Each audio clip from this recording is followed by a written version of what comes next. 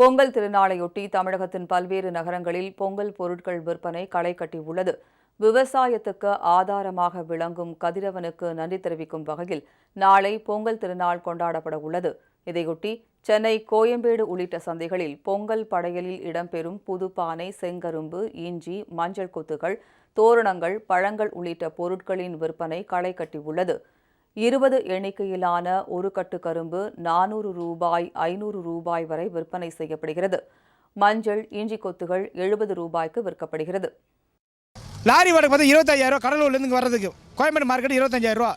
ஆனால் இங்கே வந்து எங்கள் எவ்வளோ கரும்பு விற்கிதுன்னா சாதா 100 ரூபாய்க்கு ஒரு கட்டு விற்கிது. 20 கரும்பு சேர்ந்து ஒரு கரும்பு 100 ரூபாய்க்கு தான் விற்கிது ஒரு கட்டு. அப்போ இந்த 100 ரூபாய் கரும்பு விற்று நாங்கள் என்ன பண்ணுறது? இந்த விவசாயி போய் மருந்து குடிச்சு சாவறதா இல்லை இந்த கவர்மெண்ட் விவசாயி என்ன பண்ணிக்கிறது? இது வரைக்கும் பார்த்தீங்கன்னா பொட்டாஷ் உரம் பார்த்தீங்கன்னா அவ்வளோ வேறு இன்றைக்கி 1,650 ரூபா விலை. ஒரு பொட்டாஷ் மூட்டை விலை வந்து 1,650. விவசாயிகளுக்கு எந்த ஒரு இந்த அரசாங்கம் நல்லது செய்யலை இது வரைக்கும். இதேபோல கடலூர், திண்டுக்கல், கிருஷ்ணகிரி உள்ளிட்ட இடங்களிலும் பானை, வாழைப்பழம், கரும்பு, மஞ்சள், இஞ்சி உள்ளிட்ட பொங்கல் பொருட்கள் விற்பனை களை கட்டியுள்ளது. பொங்கல் திருநாளையொட்டி பூக்களின் தேவை அதிகரித்துள்ளது. அதே நேரம் பனிப்பொழிவால் வரத்து குறைந்துள்ளது. சேலம், தேனி, திண்டுக்கல், புதுக்கோட்டை ஆகிய இடங்களில் பூக்களின் விலை அதிகரித்து காணப்படுகிறது. 1 கிலோ மல்லிகை 2,800 ரூபாய் முதல் 4,500 ரூபாய் வரை விற்பனை செய்யப்படுகிறது. கன்னியாகுமரி, தோவாளை சந்தையில் மல்லிகை, பிச்சிப்பூ உள்ளிட்ட பூக்களின் விலை உயர்ந்து காணப்பட்டது. திருச்சி மாவட்டத்திலும் பூக்களின் விலை 3 மடங்கு வரை அதிகரித்துள்ளது. வரத்து கம்மியாக இருக்குது.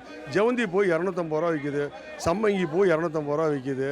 காக்கரட்டாலாம் வந்து 1,500 1000 ரூபா. ரேட்டு கொஞ்சம் முன்ன இருந்தாலும் மக்கள் வேறு வழி இல்லை. சீசன் பொங்கலுங்கிறதுனால வாங்கி தான் ஆகணும். வரத்து கம்மியாக இருந்தாலும் மக்கள் அதை பற்றி விலையை பற்றி ஒன்றும் பெருசாக நினைக்கல. மற்ற ஊருக்கு பார்க்கல நம்ம திருச்சி எவ்வளோ தேவலாம் அந்த ரேட்டு.